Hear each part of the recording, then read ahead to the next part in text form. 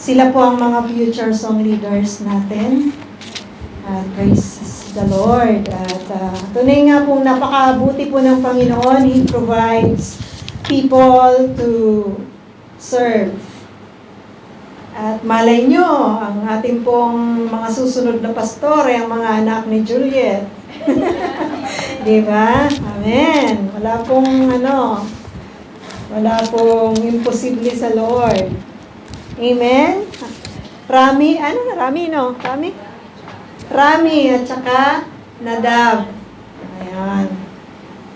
Welcome to the church of our God, of our Lord. Teka lang, ginugulo ako ng hangin eh. Paano ba to?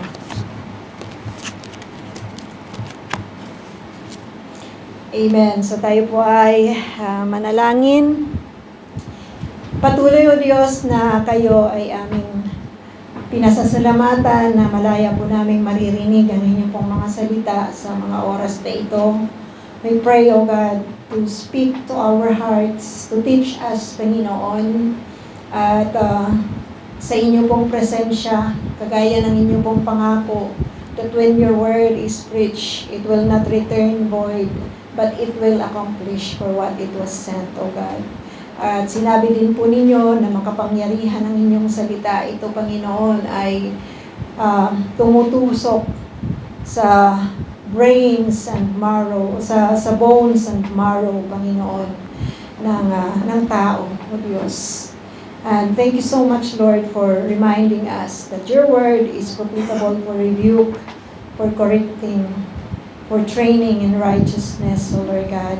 Patuloy, Ama, na kayo may tanghal as we continue, Panginoon, to receive your word to us, to eat this your word, Panginoon, as our bread, O God.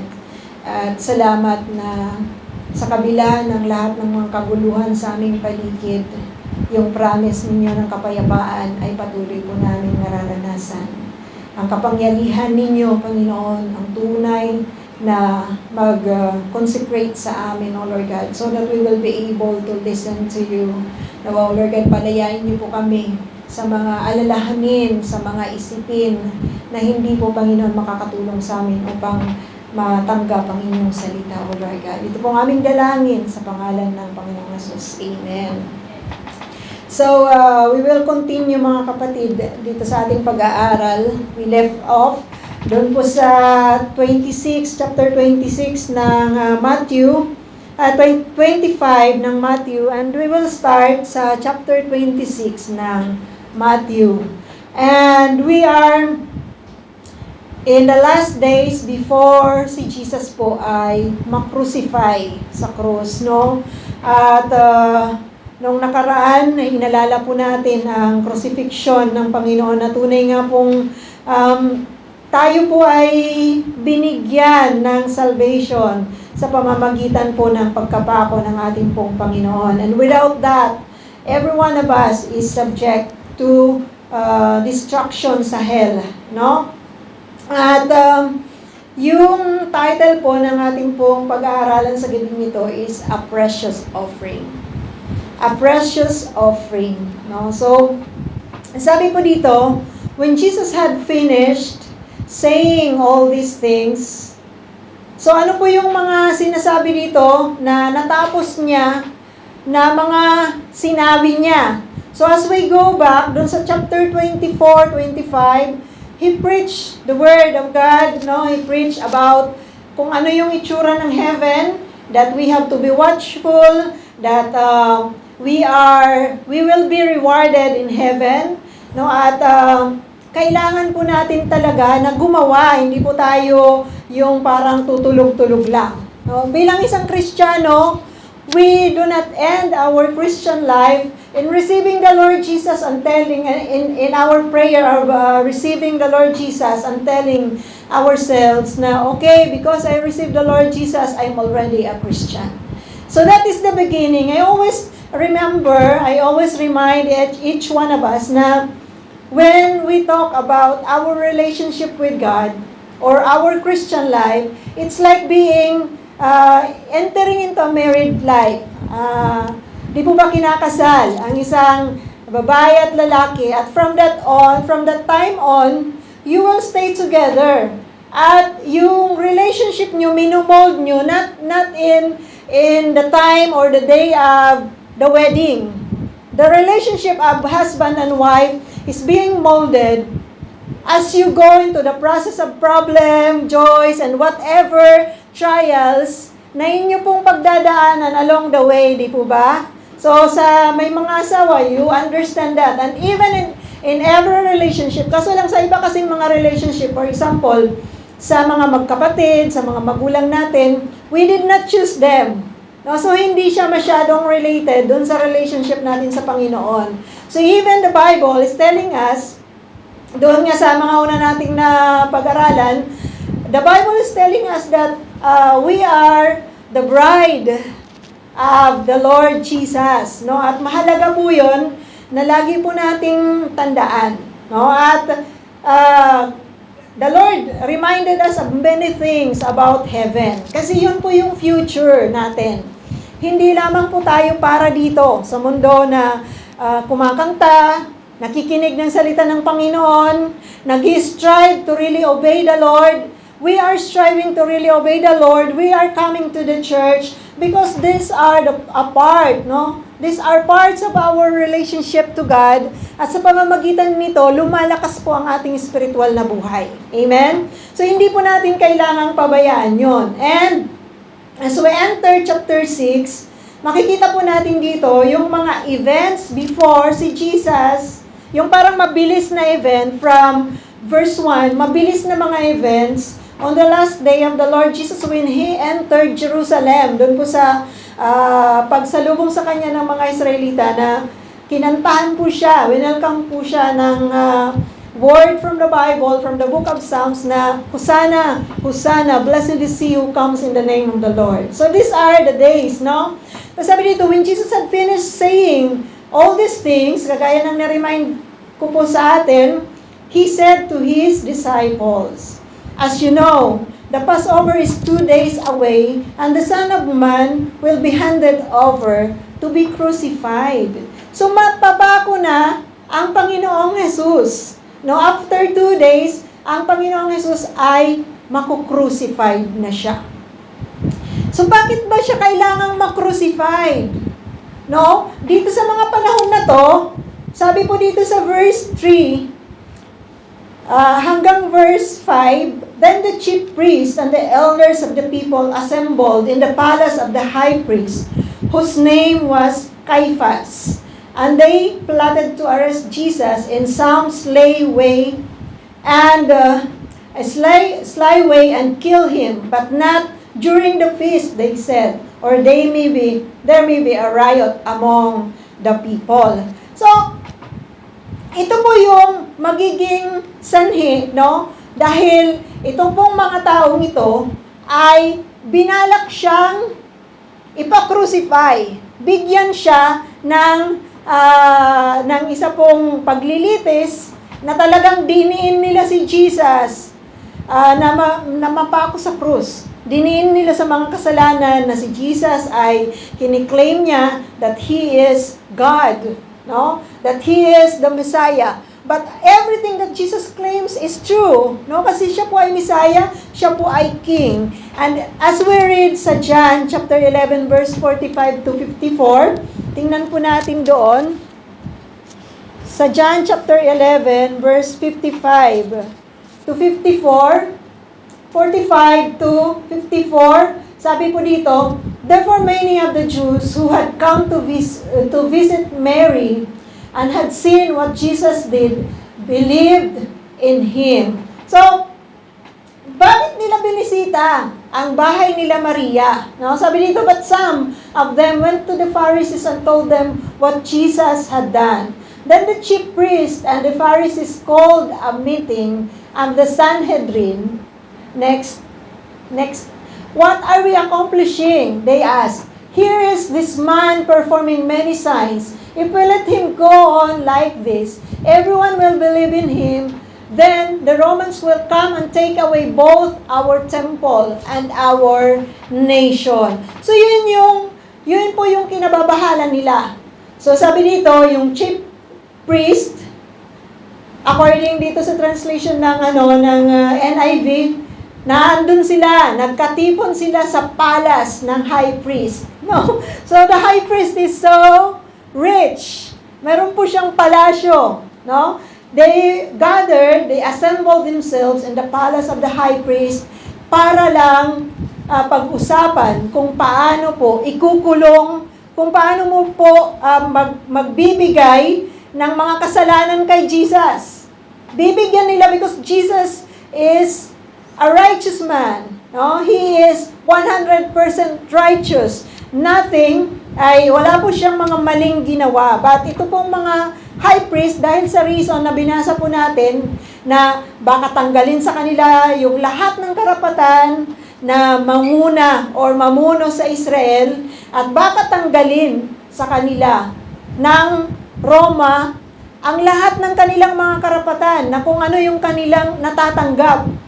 Because they are, yung mga high priest, sila po yung mga nasa Sanhedrin or sila yung mga pinuno ng mga Hudyo, baka tanggalin sa kanila yon. So, they plotted, diba, to kill the Lord Jesus. Hindi lamang po bigyan siya ng kasalanan na kung titingnan po natin as we look doon sa mga susunod na pag-aaralan natin sa paglilitis niya, sasabihin ni Pilato, wala akong makitang kasalanan sa kanya. Kaya, hagupitin ko na lang siya at papalayain. Hindi, sabi nila. Ipako siya. Whenever a person is crucified, wala na pong ibang pupuntahan yan kundi kamatayan. Ay, hindi po nila ibababa ang sino mang napaparusahan ng crucifixion para buhayin lang. No? So, ang crucifixion ang pinakamatinding judgment sa kasalanan na magagawa mo sa mga sa Roman Empire, no? Sila po yung magbibigay nito, but through these people na mga Hudyo. May ginawa ba siyang masama sa mga Hudyo, mga kapatid? He did not do anything wrong with them. Ano pong ginawa ni Jesus when He came? Nagpagaling. Nagbahagi ng pag-asa sa tao. Nagpakain. Diba? Ng thousands of people from dun sa mga una nating pinag-aralan from ilang pirasong isda at ilang pirasong bread. He performed many miracles. Yung mga salanang mga tao na hindi po tinatanggap ng lipunan, He gave them hope through the forgiveness na binigay ng Panginoong Hesus. Di po ba? Lahat ng mga magagandang bagay, Jesus did that to the people of Israel. Pero ito po, dahil nga po sa jealousy, dahil nga po sa greediness, ito pong mga high priest, mga elders ng Jewish people, at yung mga tao sa Israel, ay binalak si Jesus na ipako sa krus o patayin ang Panginoong Hesus. No? Talagang grabe lang. When a person is greedy, he will do everything para lang ma-feed yung kanyang greediness. Ganon din mga kapatid pag ang tao ay nagsiselos. Pero di ba, when we look at the Bible, we can see na sinasabi po ng Panginoon na do not worship other gods because the true God is a jealous God. So bakit po pwedeng magselos ang Panginoon? Bakit sa atin kasalanan yung magselos? Kasi the Lord is the owner of our life. Diba? And there's no one like Him. Na halimbawa, kung tayo minsan, di ba po ba, sa ating mga relationships in this world, if we are, sa ating pong married life, or sa ating mga kaibigan, kung tayo po ay ipino-forsake ng ating mga kaibigan, or yung mga mahal natin sa buhay at pinagpapalit tayo sa iba, yung tanong natin, sasabihin natin, mas mabuti ba siya kaysa sa akin? Isamantalang ginawa ko yung lahat ng kabutihan. Di po ba ganun yung magiging tanong natin? Mas mabuti ba siya kesa sa akin? Pero mga kapatid, di po ba? The Lord did not do anything. Kaya nga, kung sasabihin po na nagsiselo siya, because He created us. Everything that we have come from the Lord. Our life, our time, yung sinasabi nating mga kayamanan natin. Kaya nga, when we step far away from the Lord, kung tayo po ay lumalayo sa Panginoon, nagsiselos ang Lord. Nagtatampo ang Diyos sa atin. Nagagalit ang Lord sa atin. Bakit? Kasi He gave us everything. He gave us the patience that one day we will come back, pero hindi po natin yun ginagawa. Hindi po ba? Hindi po natin ginagawa. So, God wanted us to come again sa Kanya. So, mga kapatid, no, si Jesus ay mapaparusahan sa itinakda ng Diyos. Take note po dito sa verse 5, sabi dito ng mga nag-uusap-usap, not during the feast, they said, or there may be a riot among the people. So, iniiwasan nila, anong feast po ba ang pinag-aaralan natin? They were in the feast of Pesach. It was Passover. Yung darating after 2 days, magkakaroon po ng Passover. Pero sinasabi po nila sa kanilang balak, we will plot anything to the Lord Jesus para patayin siya, pero not during the feast. Pero kailan siya namatay? During the day of Passover. Kasi yun yung plano ng Lord. Sabi niya sa John 17, walang pwedeng umalis sa buhay niya or kumuha sa buhay niya, not unless He will offer it. So it was the plan of the Lord, not the plan of these people. Although they plot for the Lord Jesus, it's not their plan. So let's go on. Hindi pa tayo dun sa title na binigay ko. Wala pa tayo dun sa kwento na yon. Sabi dito, sa verse 6, while Jesus was in Bethany in the home of a man known as Simon the leper, a woman came to him with an alabaster jar, a very expensive perfume, which she poured on his head as he was reclining at the table. Basahin po natin mga kapatid yung John chapter 12, verses 1 to 8.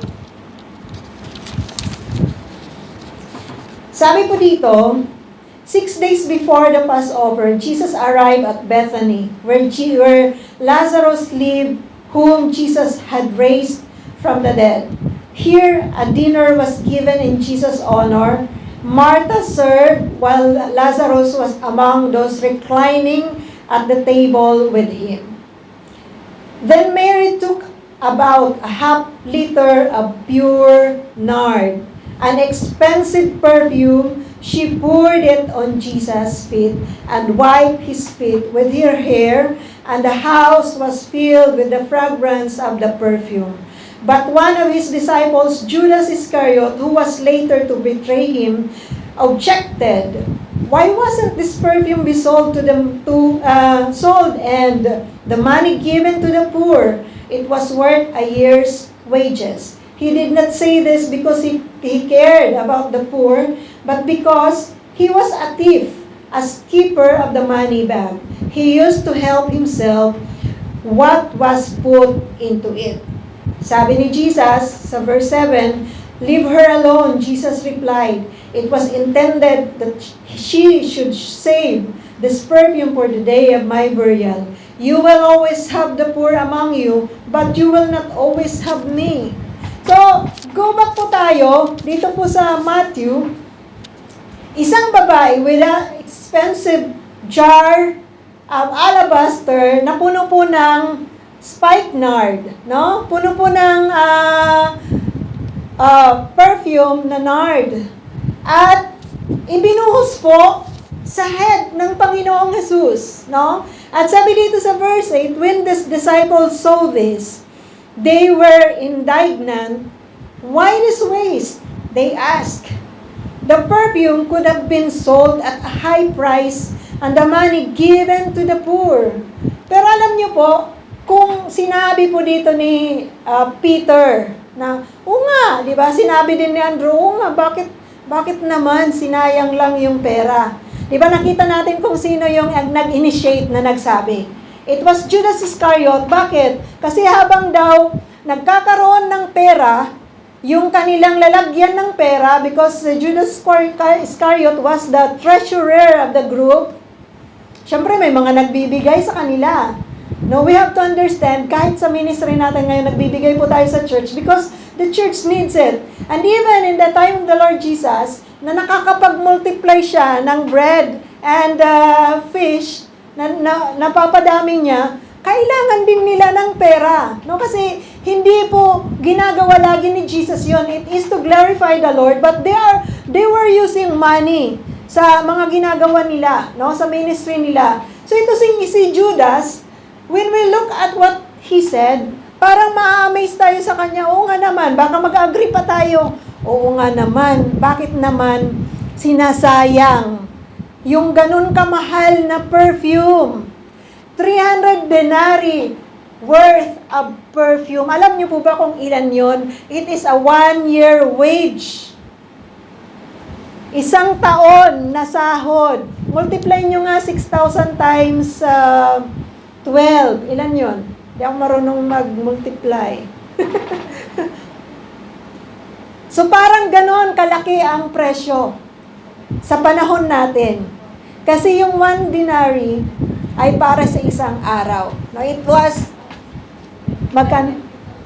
72,000 shekel na pera. So marami. Kaya nga kung ang perfume, siguro sa harapan natin, may ibubuhos na perfume na isang half liter na perfume na nagkakahalaga ng 72,000, sasabihin natin sa ating mga sarili, sayang! Bakit sinayang? Dapat pinagtingi-tingi at ibinenta, di ba? At binigay sa mga poor.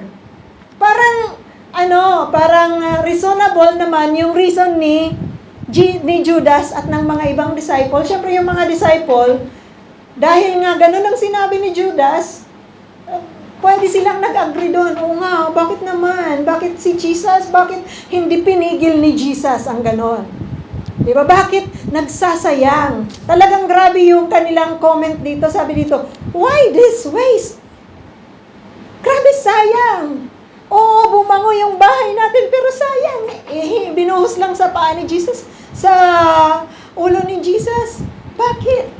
No? Bakit? At alam nyo kung bakit mahal pala yung perfume na to? Kasi imported siya. It came from India sa mga panahon na yon. At hindi siya madaling kunin. No? So, ganun siya ka-expensive, mga kapatid. At ibubuhos lang sa paa. Diba? Ibubuhos lang sa ulo. So, they exclaim. At ang kanilang reason para maging reasonable talaga, why not give to the poor? Yung 72,000, pag ito po ay minultiply natin ng 14 times 14 ba sa peso? Magkano na yon? Ha? Magkano, sis? Kamesisre? Kamesisre, 15. Oh, times 15. 72,000 times 15. 1 million? Tingnan ninyo, 1 million na pala yun. 1.8 million, grabe. Makakabili na tayo ng sasakyan. Di po ba? At kung yon ay ibibigay natin sa pag-abot, marami na po tayong maaabot. Pero mo, 1.8 million. Kahit yung 100,000, pag tayo, magkano po yung nabibigay natin, minsan 3,000, 300, 1,000 shekel, nakakapagpadala po tayo na itutulong natin. Malaking bagay na yon. Naalala nyo nung nagbigay tayo sa mga matatanda doon sa Nueva Ecija, sa pamilya nila Sister Irene. 850 lang yung nabigay yata natin noon. Madaming mga matatandang nabigyan ng bigas. So may reason, di po ba? Na why waste if we can give it to the poor? No? Pero sinabi sa atin ni John na kaya lang pala si Judas naggaganon because he wanted the money mula doon sa supot para mas marami siyang makukupit. We can ask, why Jesus selected Judas to be his disciple? Kasi di ba, Jesus knew. Jesus is an all-knowing God. He knows everything. Before he chose the disciples, nanalangin siya.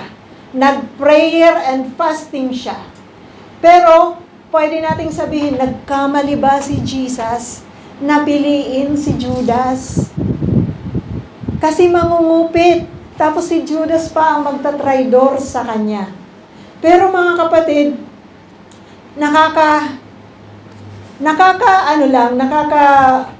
nakakapagtaka itong si Judas. For 3 years that he was with the Lord Jesus, he did not change. He has the opportunity to change. 3 years, hindi siya nabago. Tayo po ba? How many years are we telling to people na tayo po ay mga mananampalataya? How many years from the time we accepted the Lord Jesus as our Lord and personal Savior, ano po ang nangyayari sa ating relationship sa Panginoon? Are we wasting our time? Di po ba? Are we wasting our time? Pagdating dito mga kapatid sa offering nitong babaeng ito, we cannot really say, di po ba, na sayang. Kasi sabi ni Jesus, aware of this, Jesus said to them, "Why are you bothering this woman? She had done a beautiful thing to me. The poor you will always have with you, but you will not always have me. When she poured this perfume on my body, she did it to prepare me for my burial." So, yung reason to give it to the poor, sabi ni Jesus, you have many years to help.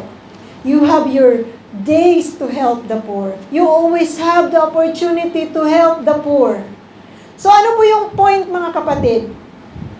Dito sa offering na binigay ng Panginoong Hesus, we can see that it was commended by the Lord Jesus. It was not a waste of money. Tandaan po ninyo, if it was commended of the Lord Jesus, sinabi ni Jesus, she has done a beautiful thing. If it was commended by the Lord Jesus, tandaan po natin, whatever we offer to the Lord is not a waste. Whatever it is, whether it is our time, whether if it is our generosity, whether if it is we offer our talent to the church, it's not a waste of anything. Kasi alam nyo, if we can just question ourselves, di po ba? Kung sasabihin natin sa Panginoon na pinupour out ng perfume na mamahalin, sasabihin natin, it's a waste. Pero di po ba kung iintindihin natin mga kapatid, even before we were born, God prepared our mother for us. He prepared a home for us. He sustains us when we were baby. Until the day na tayo po ay makapagtrabaho. At habang tayo nagtatrabaho, who give us the strength? Who is giving us the word? Who is giving us the day? Kung ang Lord ang magsasabi, why waste my time to this fellow, to this person? Ay wag po tayong magrarason na, ay mas mahalaga kasi ito. Kaya maintindihan ako ng Lord. No!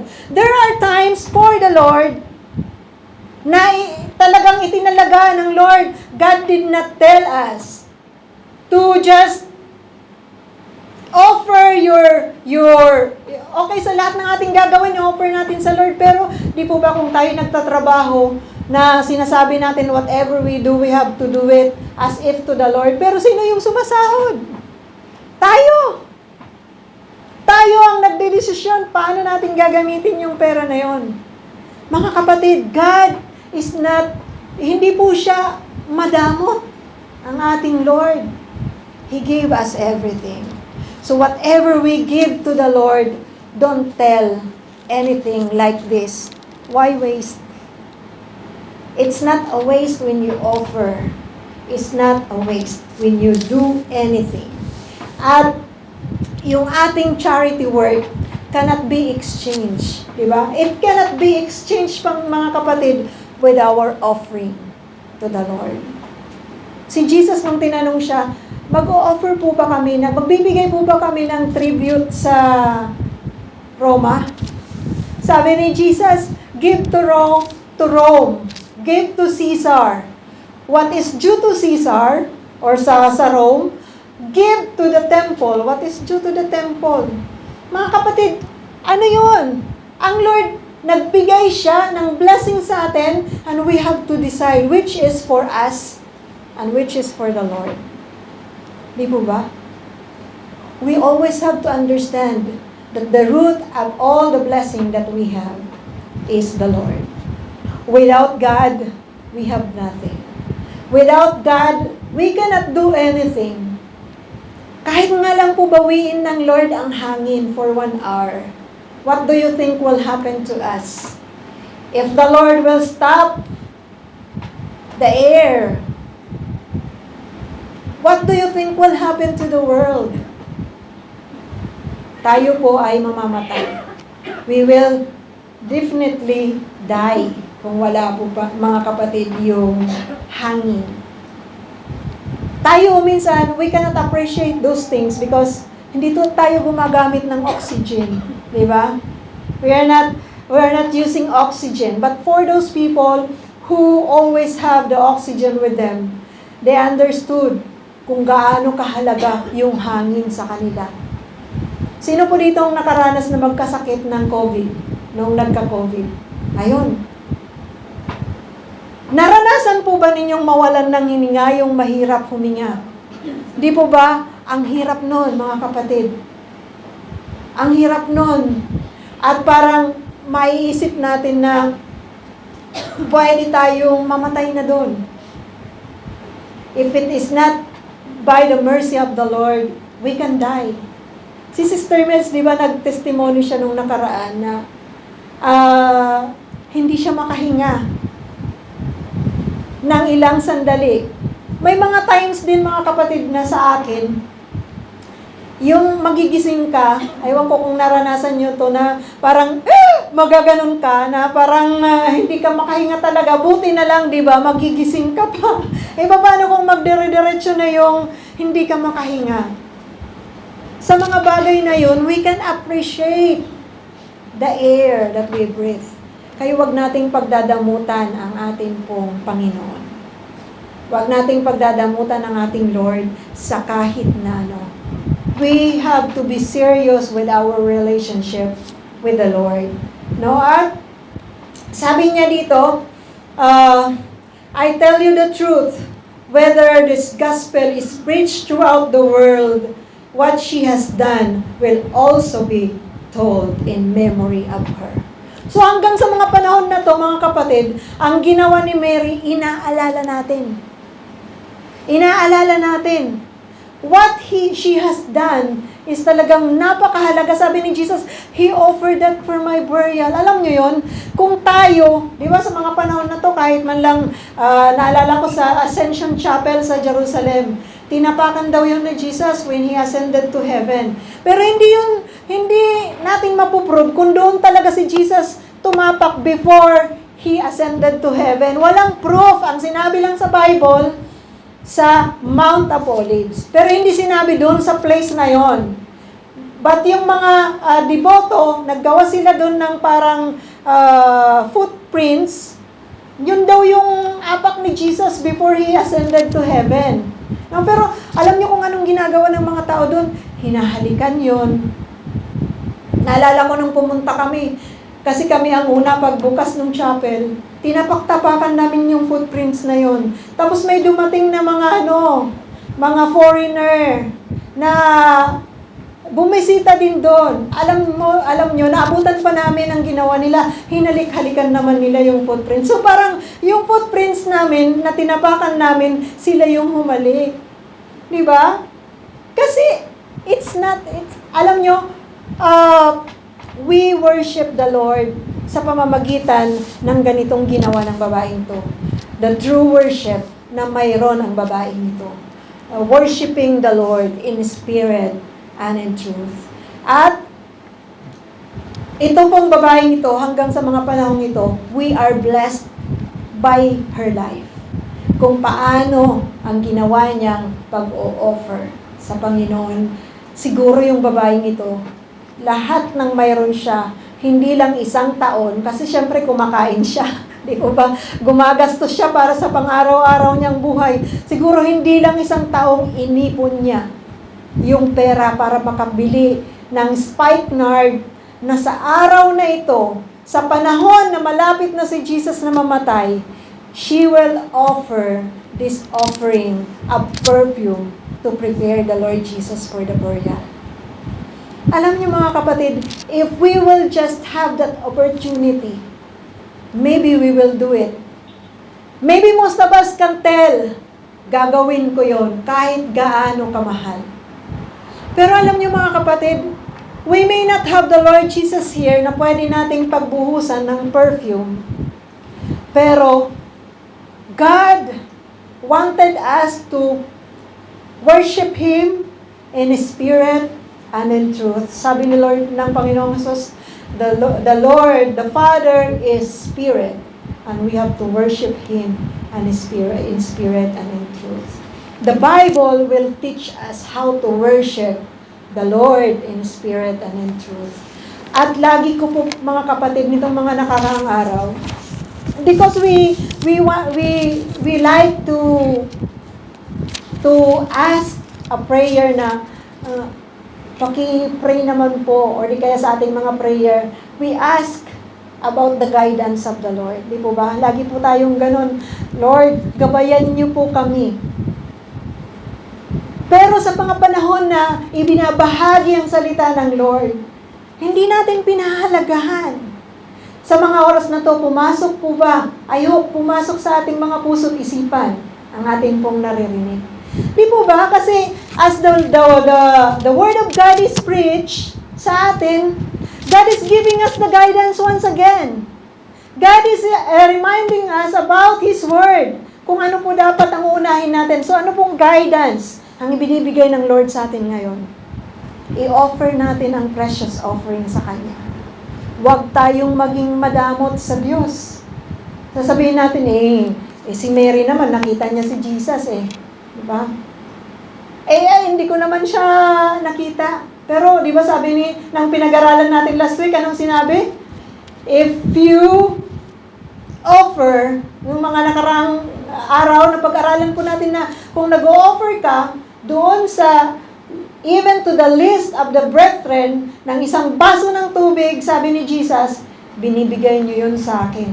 Diba kung sabi, Lord, kailan po ikaw walang damit na dinamitan ka namin? Kailan ka po nagutom? Na pinakain ka po namin? Kailan ka po nabilanggo na dinalaw ka po namin? Sabi ni Jesus, whatever you do to the least of the brethren, you are doing it to me. So mga kapatid, you don't need to see Jesus here literally. You have your brethren. As we encourage one another, it is the will of the Lord. As we pray for one another, as we suffer for one another. Diba minsan mahirap talagang grabe din. Minsan sabi ng Bible, you have to bear each other's burden.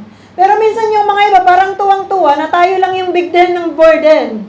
Diba? O yung iba lang ang bigyan ng burden. We have to bear each other's burden, mga kapatid. Kahit for example, yung mga leaders, they are there to really lead us, guide us through the Word of God. Pero tayo, wag namang masyadong nagpapabuhat. Di po ba? Dapat makinig din po tayo. Kasi ang mga anak ng Diyos, mababait dapat. Sabihin mo nga sa katabi mo, ang anak ng Diyos ay mabait. Sabihin nyo pa, ang anak ng Diyos ay masunurin. Ganun po dapat. Hindi yung ito na nga lang ang time natin, minsan pa, ito na nga lang ang time natin, ginagawa pa natin joke ang ating pagsamba sa Lord. We have to be serious in our relationship with God. At tapusin lang po natin, sabi dito sa 14 hanggang 16, then one of the 12, the one called Judas Iscariot, went to the chief priest and asked, "What are you willing to give me if I hand him over to you?" So they counted out for him 30 silver coins. From then on, Judas watched for an opportunity to hand him over. So, itong si Judas, hindi nakakupit kasi binasag yung perfume. So, binenta niya si Jesus. No? At, sasabihin ng Panginoong Jesus na napakasaklap ng kapalaran ni Judas to do that. Di ba na ipagbili mo ang King of Kings and the Lord of Lords for 30 pieces of silver coins. It is worth a slave, mga kapatid. Hindi King of Kings and Lord of Lords ang presyo ng 30 pieces of silver coins. Yung mga slave nung panahon na yun ay binibili nila. At ganun po yung presyo. So, sa mga prophecy, yun po yung sinabi. Mawi-witness natin kung paano ililid ni Judas ang mga sundalo para kunin po, ito pong si Jesus, para po siya ay elitist. At ang huli-huli, siya po ay mamamatay sa cross for us. So tayo pong lahat, mga kapatid, ay tumayo. Hallelujah, Lord. Tunay nga po, Panginoon, na napakabuti niyo po sa amin. Kayo, O Lord God, ang nagbigay sa amin ng buhay at nagbigay ng lahat ng mga resources, O God. Sa lahat ng sandali, minsan, Panginoon, nakakalimutan namin na ang lahat ay galing sa inyo. Dalangin po namin na tunay nga po, maging mapasalamatin kami, maging masanurin, maging mabuting tagapamahala, O Lord God, ng inyo pong mga pinagkatiwala sa amin. Maging generous, O Lord God, sa kung ano, O Diyos, ang nais nyo na paglaanan namin ng mga pinagkatiwala niyo po sa amin, O Lord God. Father, as you bless us, Panginoon, patuloy nga na ikaw, O Lord God, ang mag-glorify sa amin pong mga buhay, O Diyos. Tunay nga man na naghumingi po kami ng tawad sa mga amin po, Panginoong, pagkalimot, sa mga pagpapala na inyo pong pinagkakaloob sa amin, O Lord God. At nais po namin, Panginoon, na patuloy namin maalala na sa amin pong pagtanggap sa Panginoong Jesus bilang aming tagapagligtas, kami po ay mayaman. Hindi niyo po kami pagkukulangin, Panginoon, kahit kailan. At dalangin ko, Panginoon, as we obey you, Lord, to continue to bless us, Lord God. To continue, Panginoon, to pour out your blessings, not only, Panginoon, sa mga material na bagay, but Lord, we pray to continue, Lord God, to give us a good work, yung po, Panginoong, patuloy na pagkalingan nyo sa amin sa lahat ng panahon, O Diyos. Maraming salamat, Panginoon, that you are sustaining. You said, Panginoon, my God, O Lord God, will supply all my needs according to His riches and glory in Christ Jesus, Lord God. That is the utterance of Paul on how, Panginoon, you supply all our needs. Kaya patuloy po, Panginoon, na kiniklaim din po namin yan sa amin pong mga sarili, O Lord God. We glorify you, we worship you, we praise you in Jesus' name. Amen.